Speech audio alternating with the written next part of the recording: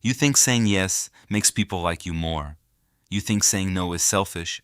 You think staying quiet and going along with things is how you keep relationships intact. But here's the hard truth. Every time you say yes, while everything inside you is screaming no, you're not protecting the relationship. You're teaching people that your boundaries don't exist, that your time is something anyone can take, that you will never push back. And once people figure that out, they keep coming. Not because they respect you, but because they know you won't say no. What most people don't realize, though, is this: saying no doesn't have to be uncomfortable. You don't need a long winded explanation. You don't need to lie your way out of a situation. And you definitely don't need to feel guilty about it afterward.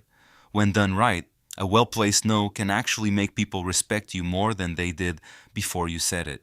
So today, we're diving into behavioral psychology and personal boundary theory to answer a question a lot of people are quietly struggling with. How do you say no firmly and still keep the warmth in your relationships?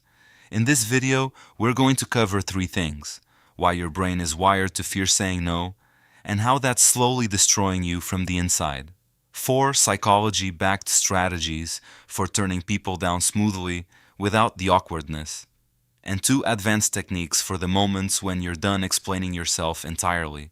By the end of this video, my hope is that you'll stop seeing no as something to avoid. You'll start seeing it as your most powerful tool for protecting your energy, your time, and your self-worth. Quick note before we dive in. Everything we cover here is drawn from a range of sources, along with personal experience.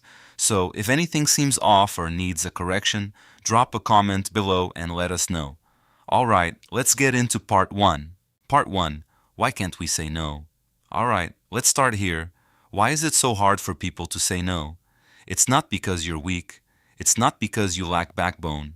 It's because your brain is doing exactly what it's supposed to do, just in a way that no longer fits the world you're living in. Evolutionary psychologists point out that thousands of years ago, being cast out of the tribe meant death. No food, no protection, no chance of survival. So the brain learned one simple survival rule: please others equals get accepted equals stay alive. And that lesson is still running in your head today.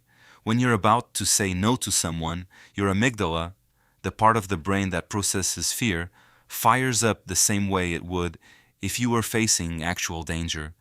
Your heart beats faster, your breath shortens, and in a split second, your brain whispers, just say yes and get it over with. Don't start a conflict. Dr. Vanessa Bones, a social psychologist at Cornell University, calls this compliance bias. She found that people agree to requests far more often than they realize, up to 50% more than they think. Not because they want to, but because the discomfort of saying no feels so much heavier than the cost of just going along with it. And here's where it gets really insidious. There's a psychological concept called the fawn response. It's what happens when you deal with social pressure, not by fighting back, not by walking away, but by going along with it, nodding, forcing a smile, saying sure, no problem, while everything inside you is screaming the opposite. People who lean on the fawn response tend to get labeled as easygoing, kind, never a burden. Sounds like a compliment, until you realize you're paying for it with your time, your energy, and your self-respect. Psychologist Nedra Tawwab, author of Set Boundaries, Find Peace, puts it plainly. A lack of boundaries isn't kindness.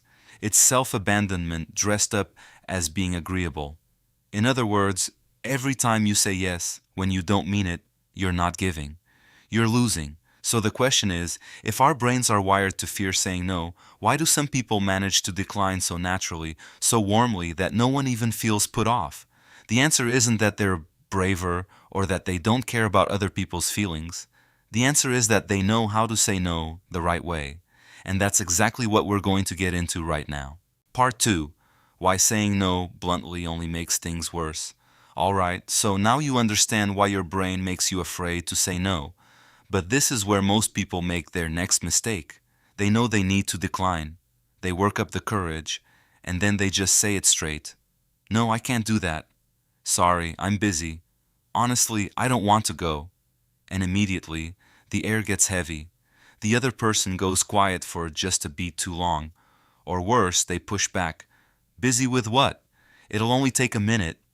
And you, the person who just barely managed to get that no out, start explaining yourself, then apologizing, then somehow end up saying yes anyway. And just like that, the cycle starts all over again. Here's why that happens. Psychologists call this psychological reactance. When someone feels like their freedom is being threatened, including their freedom to ask things of you, they don't step back and reconsider. They double down. A flat, cold refusal with no context and no warmth gets processed by the other person's brain, not as a rejection of the request, but as a rejection of them as a person. And when people feel personally rejected, they don't back off. They push harder. A notable study out of Stanford found that how a refusal is packaged matters up to 70% more than the refusal itself. Put simply, people aren't hurt because you said no. They're hurt because the way you said it made them feel dismissed. And there's one more trap that most people never see coming. When you say no bluntly without any technique, you accidentally trigger what psychologists call the guilt tripping loop. The other person may not even mean to do it. But a single look of disappointment, a flat, okay, fine, said in just the right tone, and your brain instantly snaps back into fawn response mode. You start second-guessing yourself. Was I being too harsh? Did I hurt them? Maybe I should just help this once. Dr. Henry Cloud, author of Boundaries, one of the best-selling books on boundary psychology, puts it this way. Saying no to others is saying yes to yourself. But if you don't know how to set boundaries with warmth, those boundaries become walls. And walls don't build relationships. They just create distance. That's exactly the problem. Saying no isn't wrong. Saying no the wrong way is. The real skill isn't forcing yourself to be blunt and hard. It's knowing how to wrap your refusal in the right packaging. Packaging that preserves warmth, protects the dignity of both sides, and above all, keeps the relationship intact. And that's exactly where psychology hands us some surprisingly elegant strategies. Part 3. How to say no without hurting anyone. Okay, this is the most important part. We're going straight into each strategy, with concrete examples and word-for-word lines you can use starting today. Strategy 1. The delayed door. Picture a coworker walking up to you and saying, "Hey, do you think you could help me move this weekend? Just a few hours." Most people do one of two things. They say, "Yeah, sure," on the spot even though they don't want to, or they stumble through a reason that sounds made up. Neither one works well. But what if you said, "Oh, let me check my schedule first. I'll shoot you a message after lunch." The conversation ends right there. No tension, no awkwardness. Here's why it works. The most uncomfortable kind of refusal is an instant one, because it feels like you didn't even consider the request, like it didn't matter to you. The delayed door works because it creates a buffer. It gives the other person a sense of being taken seriously, and it gives you the space to decline in a more composed way. Psychologists call this temporal distancing, creating time between the request and the response to lower the emotional charge on both sides. When you don't refuse on the spot, the other person's brain doesn't trigger psychological reactance. They walk away feeling like at least they're thinking about it. And when you follow up later, "Hey, I checked and I actually have plans this weekend. Sorry about that. Give me more notice next time." That refusal lands twice as softly as it would have in the moment. Marcus Aurelius once said, "Do not act hastily, let calm be your guide." When you use the delayed door, you're not just saying no gracefully, you're practicing intentional composure, and the people around you will notice that, even if they never say so. Strategy 2, the reverse yes and. Sometimes the delayed door isn't an option. The person is standing right in front of you, waiting for an answer on the spot, and you can't keep playing the "let me check my schedule" card. Imagine your boss says, "Can you stay late tonight and take care of this report? It's important." Saying no to your boss outright is risky. Saying yes means losing an evening you already had plans for. Most people just nod silently and spend the whole night quietly resentful. But what if you said, "I completely understand this report is a priority. I can get part A done tonight, and I'll make part B the very first thing I tackle tomorrow at 8. Does that work? No hard refusal, no full agreement, but you just saved your evening. Here's how it works. The original yes and technique comes from improvisational theater.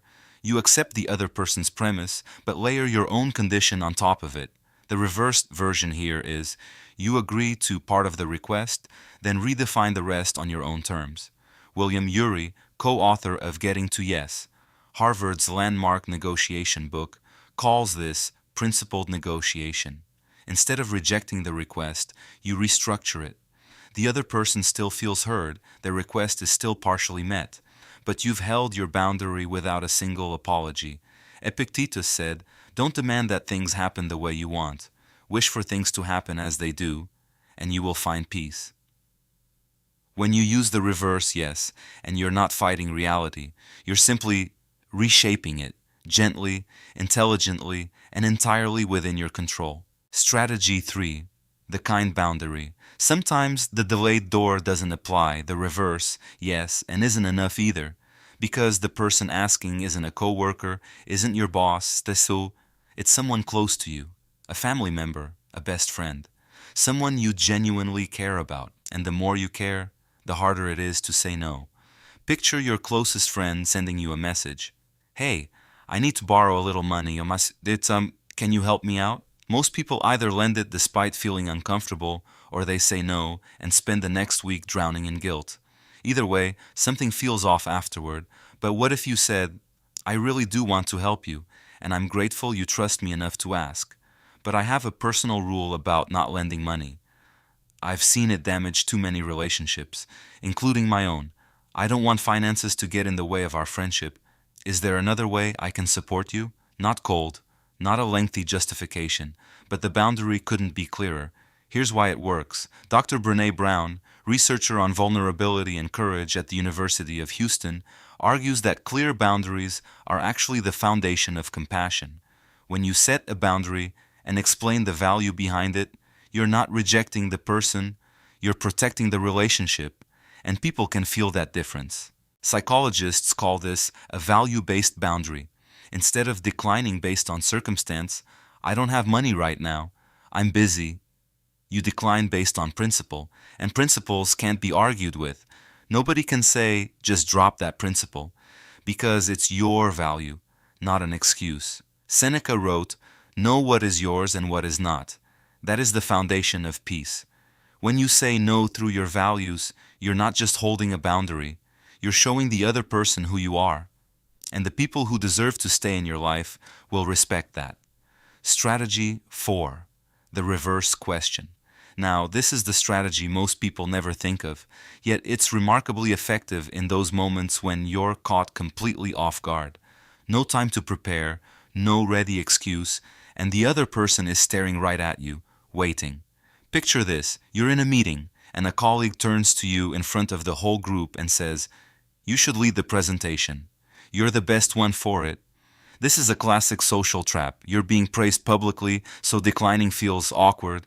But accepting means taking on more than you can handle. Most people just nod because they don't know what else to do.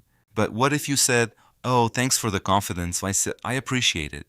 Could you tell me a bit more about what this involves specifically? I want to make sure I'm actually the right fit." You just flipped the dynamic entirely. You didn't say no. You didn't say yes. You're gathering information. And in doing so, you've created an opening to step back if you need to. Here's the psychology behind it. Adam Grant, organizational psychologist at Wharton School, points out that open-ended questions activate what he calls inquiry mode in the listener's brain. Instead of feeling turned down, they shift into information sharing mode. The social pressure dissolves on its own. No confrontation needed. And more importantly, when you ask a question back, you're sending a signal that you're someone with standards, not someone who can be handed anything. That's the difference between being respected and being taken advantage of. As Marcus Aurelius said, "Do not let others define who you are. Ask your own questions, and your answers will define you." When you use the reverse question, you're not just escaping an awkward moment.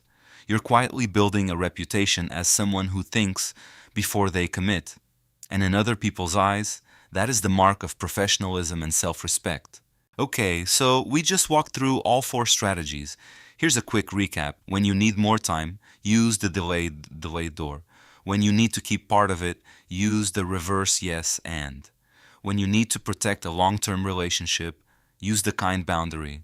When you're put on the spot without warning, use the reverse question.